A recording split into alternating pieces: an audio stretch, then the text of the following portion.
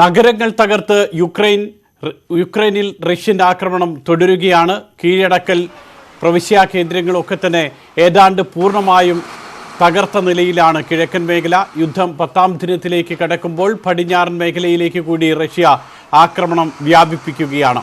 Ukraine പരാജയപ്പെട്ടാൽ അത് യൂറോപ്പിൻ്റെ പരാജയമാകുമെന്ന് president Zelensky പറഞ്ഞു. യുക്രൈനിൽ വ്യോമപാതയ്ക്ക് വിലക്ക് ഏർപ്പെടുത്തേണ്ട എന്ന നാറ്റോ നിലപാടിനെതിരെയും സെലൻസ്കി രംഗത്തെത്തി. Виходьте на вулиці, підтримуйте Україну. Ми прагнемо цього. Підтримуйте нашу свободу, бо це перемога. Перемога не тільки над російськими військовими, це перемога світла над темрявою.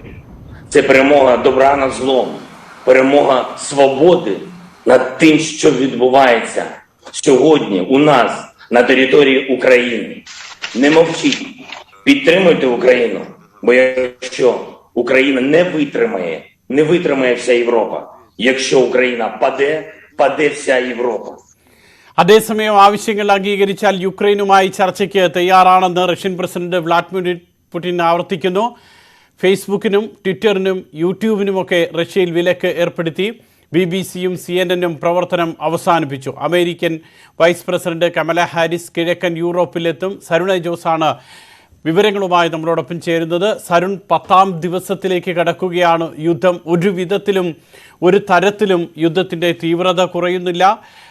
ഇനി യുദ്ധത്തിൻ്റെ ശക്തി കുറയാനുള്ള സാധ്യത എങ്ങനെയാണ് തെളിഞ്ഞു വരുന്നത്? മാത്രമല്ല, ഈ കിഴക്കൻ മേഖല, യുക്രൈൻ്റെ കിഴക്കൻ മേഖല, അത് ഏതാണ്ട് റഷ്യയുടെ കൈപ്പിടിയിലേക്ക് വന്നു കഴിഞ്ഞു. എങ്ങനെയാണ് യുദ്ധത്തിൻ്റെ ഗതി 10ാം ദിനം?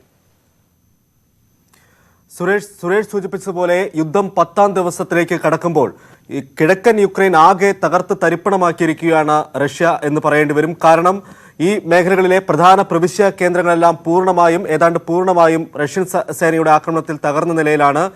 നമ്മൾ ആദ്യ ദിവസം തന്നെ ഈ ഒഡേസ നഗരം, അതുപോലെ തന്നെ കേർസൺ, കഴിഞ്ഞ ദിവസമാണ് കേർസൺ പിടിച്ചെടുത്തത്. കേർസൺ നഗരവും അതുപോലെ തന്നെ മരിയോപോളിൽ ഇപ്പോൾ റഷ്യൻ സേന വളഞ്ഞ് അവിടെ കനത്ത നാശം, നഗരം തന്നെ ഇല്ലാതാകുന്ന രീതിയിലുള്ള ആക്രമണമാണ് റഷ്യ അവിടെ നടത്തിയതെന്നാണ് ഏറ്റവും ഒടുവിലായി പുറത്തു വരുന്ന വിവരം. മറ്റൊന്ന് സുമി പ്രവിശ്യയാണ്. സുമിയിൽ ഏറ്റവും കൂടുതൽ ആളുകൾ കൊല്ലപ്പെട്ട ഒരു പ്രവിശ്യ കൂടിയാണ് സുമി നഗരവും റഷ്യൻ സേനയുടെ ആക്രമണത്തിൽ ഏതാണ്ട് പൂർണ്ണമായും തകർന്നു. അവിടെ കുടുങ്ങിക്കിടക്കുന്ന ആളുകൾക്ക് വെള്ളവും വൈദ്യുതിയും എല്ലാം നിലച്ച സാഹചര്യമാണ് ഉള്ളത്. ഈ മരിയോപോളിൽ ഈ സമയവും കനത്ത ഏറ്റുമുട്ടൽ തുടരുകയാണ്. അവിടെ റഷ്യയുടെ ഷെല്ലാക്രമണവും അതിരൂക്ഷമാണ്. അവിടുത്തെ മേയർ തന്നെ പറയുന്നത് ഹ്യൂമാനിറ്റേറിയൻ ഇടനാഴി, അതായത് മനുഷ്യത്വ ഇടനാഴി ഒരുക്കണമെന്നാണ്. അതായത് സാധാരണ ജനങ്ങൾക്ക് രക്ഷപ്പെടാനുള്ള മാർഗം ഒരുക്കണമെന്ന് അവിടുത്തെ മേയർ തന്നെ ആവർത്തിച്ച് പറയുന്ന ഒരു സാഹചര്യമാണുള്ളത്. മറ്റൊന്ന് ഹാർക്കിവാണ്. ഹാർക്കിവിൽ ഇപ്പോഴും ഷെല്ലാക്രമണം അതിരൂക്ഷമാണെന്നാണ് റിപ്പോർട്ടുകൾ. അവിടെ ഇന്ന് രാവിലെ 2 വലിയ സ്ഫോടനങ്ങൾ ഉണ്ടായെന്നുള്ള യുക്രൈനിയൻ മാധ്യമങ്ങൾ റിപ്പോർട്ട് ചെയ്യുന്നുണ്ട്. മറ്റൊന്ന് ഷെർണീവാണ്. ഷെർണീവ് മേഖലയിൽ ഇന്നലെ 47 പേരാണ് അവിടെ റഷ്യയുടെ ഷെല്ലാക്രമണത്തിൽ കൊല്ലപ്പെട്ടത്. നിരവധി സ്ത്രീകൾ ഉൾപ്പെടെ ഈ റഷ്യയുടെ ആക്രമണത്തിൽ കൊല്ലപ്പെട്ടെന്നാണ് അവിടെ നിന്നുള്ള റിപ്പോർട്ടുകൾ. അതായത് കിഴക്കൻ യുക്രൈനിൽ ഈ ആദ്യഘട്ടത്തിൽ കിഴക്കൻ യുക്രൈൻ കേന്ദ്രീകരിച്ചാണ് റഷ്യ വലിയ ആക്രമണം നടത്തിയതെങ്കിൽ ഇപ്പോൾ 2ാം ഘട്ടത്തിൽ അത് പടിഞ്ഞാറൻ മേഖലയിലേക്ക് കൂടി വ്യാപിപ്പിക്കുന്നു എന്നുള്ള റിപ്പോർട്ടാണ് ഏറ്റവും കിഴക്കൻ മേഖലയിലേക്ക് തന്നെ വന്നു കഴിഞ്ഞാൽ ഡിനിപ്പർ നദിയാണല്ലോ ഈ യുക്രൈനെ ഒരുപക്ഷെ മധ്യ യുക്രൈനും അതോടൊപ്പം തന്നെ കിഴക്കൻ യുക്രൈനുമായി വേർതിരിക്കുന്ന പ്രധാനപ്പെട്ട ഘടകം എന്ന് പറയുന്നത്. അപ്പോൾ ഡിനിപ്പർ നദിയുടെ കിഴക്ക് ഭാഗത്തുള്ള പ്രദേശങ്ങൾ, അതാണ് ആദ്യഘട്ടത്തിൽ റഷ്യ ലക്ഷ്യം വെച്ചതും. ആ മേഖലയൊക്കെ തന്നെ പൂർണ്ണമായും റഷ്യയുടെ കൈപ്പിടിയിലേക്ക് വന്നു എന്ന് പറയുമ്പോൾ യുക്രൈൻ്റെ ഒരു ഭാഗം അത് റഷ്യയുടേതായി, കാരണം മാപ്പുകളൊക്കെ നമ്മൾ നോക്കുമ്പോൾ അങ്ങനെയാണല്ലോ, റഷ്യയുടേതായി മാറിക്കഴിഞ്ഞു. സുരേഷ്, റഷ്യ പൂർണ്ണമായും പിടിച്ചെടുത്ത പ്രദേശങ്ങൾ ഇവയാണ്. ഒന്ന് കേർസൺ നഗരം, കേർസൺ പ്രവിശ്യ റഷ്യ പൂർണ്ണമായും പിടിച്ചെടുത്തിരിക്കുന്നു. അതിന് തൊട്ട് മുകളിലുള്ള ഡോൺബാസ് മേഖല, അത് നേരത്തെ തന്നെ റഷ്യയുടെ നിയന്ത്രണത്തിലായിരുന്നു. റഷ്യൻ വിമതരുടെ നിയന്ത്രണത്തിലായ ഭാഗമാണ് ഈ ഡോൺബാസ് മേഖല. പിന്നെ ഹാർക്കിവും റഷ്യയുടെ നിയന്ത്രണത്തിലായി. കാരണം ഹാർക്കിവിലെ സിറ്റി സെന്റർ കേന്ദ്രീകരിച്ചൊക്കെയായിരുന്നു അവിടുത്തെ പ്രാദേശിക ഭരണ കേന്ദ്രമായ സിറ്റി സെന്ററൊക്കെ പൂർണ്ണമായും റഷ്യ തകർക്കുന്ന ഒരു കാഴ്ച നമ്മൾ കണ്ടതാണ്. സുമിയും അതുപോലെ തന്നെ സുമി പ്രവിശ്യ ഇതും റഷ്യയോട് ചേർന്ന് കിടക്കുന്ന പ്രദേശങ്ങളാണ്. ഈ സുമിയും ഏതാണ്ട് റഷ്യയുടെ നിയന്ത്രണത്തിലായി എന്ന് വേണം മനസ്സിലാക്കാൻ. മറ്റൊന്ന് ഷെർണീവാണ്. ഷെർണീവ് റഷ്യ തുടക്ക ദിനം ആക്രമണം നടത്തിയ സമയത്ത് തന്നെ പിടിച്ചെടുത്ത ഭാഗമാണ് ഈ ഷെർണീവ് എന്ന് പറയുന്നത്.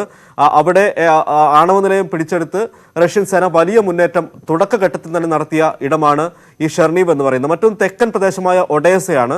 ഒഡേസയിലെ ഈ തുറമുഖ യുക്രൈനിലെ ഏറ്റവും വലിയ തുറമുഖ നഗരങ്ങളിൽ ഒന്നാണ് ഒഡേസ എന്ന് പറയുന്നത്. ഈ ഒഡേസയും പൂർണ്ണമായും റഷ്യയുടെ നിയന്ത്രണത്തിലേക്ക് എത്തി എന്നുള്ള റിപ്പോർട്ടുകളാണ് മറ്റൊരു കാര്യം, ഈ സെലൻസ്കിയുടെ പുതിയ വീഡിയോ വന്നത്, ആ സെലൻസ്കിയുടെ വീഡിയോയിൽ നാറ്റോയെ രൂക്ഷമായി വിമർശിക്കുന്നു. നാറ്റോയിൽ നിന്നും പ്രതീക്ഷിച്ച പിന്തുണ കിട്ടുന്നില്ല എന്നുള്ള വല്ലാത്തൊരു നിരാശ സെലൻസ്കിക്കുണ്ടോ? അതോടൊപ്പം തന്നെ ഇപ്പോൾ യൂറോപ്പിൽ എങ്ങനെയാണ് ഇത് സംബന്ധിച്ചിട്ടുള്ള ചർച്ച നടക്കുന്നത്? സുരേഷ്, സെലൻസ്കിയുടെ വലിയ വിമർശനം നാറ്റോയ്ക്കെതിരെ വരുന്ന ഒരു സാഹചര്യം ഇതാണ്. അതായത് യുക്രൈൻ ഒരു ആവശ്യം ഉന്നയിച്ചിരുന്നു. അതായത് യുക്രൈൻ്റെ ആകാശപാതയിൽ വിലക്ക് ഏർപ്പെടുത്തണം, അവിടെ റഷ്യൻ യുദ്ധവിമാനങ്ങൾ പറക്കുന്നത് തടയണം എന്നുള്ളൊരു ആവശ്യം മുൻനിർത്തിയായിരുന്നു ഈ യുക്രൈൻ ഈ ആവശ്യം ഉന്നയിച്ചത്. പക്ഷേ നാറ്റോ അത് നിരാകരിക്കുന്ന ഒരു സാഹചര്യമാണ് ഉണ്ടായത്. അത് നോ ഫ്ലൈ സോൺ ആക്കാൻ നാറ്റോയ്ക്ക് കഴിയില്ല എന്നാണ് നാറ്റോ പറഞ്ഞത്. കാരണം നാറ്റോ യുദ്ധവിമാനങ്ങൾ യുക്രൈനിലേക്ക് എത്തേണ്ടി വരും. അവിടെ റഷ്യയുമായി നേരിട്ടുള്ള ഒരു ഏറ്റുമുട്ടലുണ്ടാകും. അത് യൂറോപ്പിനെ ആകെ ബാധിക്കുന്ന വലിയൊരു യുദ്ധത്തിലേക്ക് വഴിമാറും. ഇതായിരുന്നു ഈ നാറ്റോയുടെ മേധാവി ജെൻസ് സ്റ്റോൾട്ടൻബർഗ് അഭിപ്രായപ്പെട്ടത്. ഈ ഒരു അഭിപ്രായത്തെ അമേരിക്കയും പിന്തുണയ്ക്കുന്ന ഒരു നിലപാടാണ് അമേരിക്കൻ സ്റ്റേറ്റ് സെക്രട്ടറി ആന്റണി ബ്ലിങ്കനും സ്വീകരിച്ചത്. റഷ്യയുമായി നേരിട്ടുള്ള ഏറ്റുമുട്ടൽ അത് വഴിവെക്കുമെന്നാണ്. ഇതിനെയാണ് സെലൻസ്കി കടുത്ത ഭാഷയിൽ വിമർശിക്കുന്നത്. ഈ നാറ്റോയുടെ തീരുമാനം അത് ബോംബ് വർഷത്തിന് പച്ചക്കൊടി കാട്ടുന്ന ഒരു തീരുമാനമാണെന്നാണ് സെലൻസ്കി പറയുന്നത്. അതോടൊപ്പം തന്നെ സെലൻസ്കി ആവർത്തിച്ച് പറയുന്ന ഒരു കാര്യമുണ്ട്, യുക്രൈൻ സംരക്ഷിക്കേണ്ട ബാധ്യത യൂറോപ്പിനുണ്ട്. യുക്രൈൻ വീണാൽ അത് യൂറോപ്പിന്റെ തളർച്ചയാണ്, യൂറോപ്പ് തോറ്റുവെന്നാണ് അതിന് അർത്ഥമെന്നും സെലൻസ്കി പറയുന്നുണ്ട്. ഈ യൂറോപ്പ് ഒന്നിച്ചു നിൽക്കേണ്ട ഒരു ആവശ്യമാണെന്നും ഈ സെലൻസ്കി ആവർത്തിച്ച് യൂറോപ്പ് ഒന്നിച്ചു നിൽക്കണം എന്ന് പറയുമ്പോഴാണ് കമല ഹാരിസ് യൂറോപ്പിലേക്ക് പോകുന്നത്. ആ യാത്രയ്ക്ക് എത്രത്തോളം പ്രാധാന്യമുണ്ട്? ഏതൊക്കെ വിധത്തിൽ ചർച്ചകൾ നടക്കാം സരുൺ? സുരേഷ്, കഴിഞ്ഞ ദിവസം നമ്മൾ കണ്ടതാണ് സെപ്രോസിയയിലെ ആണവ നിലയത്തിന് നേരെ, യൂറോപ്പിലെ ഏറ്റവും വലിയ ആണവ നിലയത്തിന് നേരെ റഷ്യയുടെ ആക്രമണം ഉണ്ടാകുന്നു. അത് റഷ്യ നിഷേധിച്ചെങ്കിലും ആ ആണവ നിലയം പിടിച്ചെടുക്കുന്ന രീതിയിലേക്ക് കാര്യങ്ങൾ മാറുന്നു. ഇപ്പോൾ പടിഞ്ഞാറൻ ഭാഗത്തുള്ള മൈക്കളോവ് എന്ന പ്രവിശ്യയിലെ ആണവ നിലയം കേന്ദ്രീകരിച്ച് റഷ്യ സൈനികർ നീക്കം നടത്തുന്നു എന്നാണ് അമേരിക്കയുടെ ഏറ്റവും പുതിയ ആരോപണം.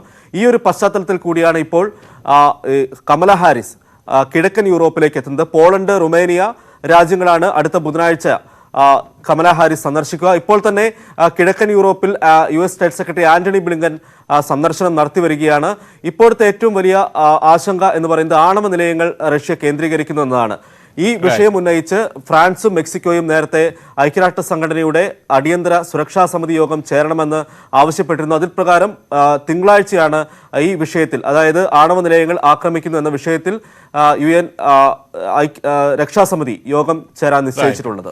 ഏതായാലും UN രക്ഷാസമിതി യോഗം ചേരുന്നു. ഇതിനിടയിൽ തന്നെ ആവർത്തിച്ച് പുടിൻ പറയുന്നുണ്ട് ചർച്ചയ്ക്ക് തയ്യാറാണ് എന്ന്. പക്ഷേ പുടിൻ്റെ ഈ വാക്കുകൾ, ചർച്ച ഒരിടത്ത് നടക്കുന്നു, മറ്റൊരിടത്ത് യുദ്ധം ഓരോ ദിവസവും കൂടുതൽ ശക്തമായി വരികയാണ്.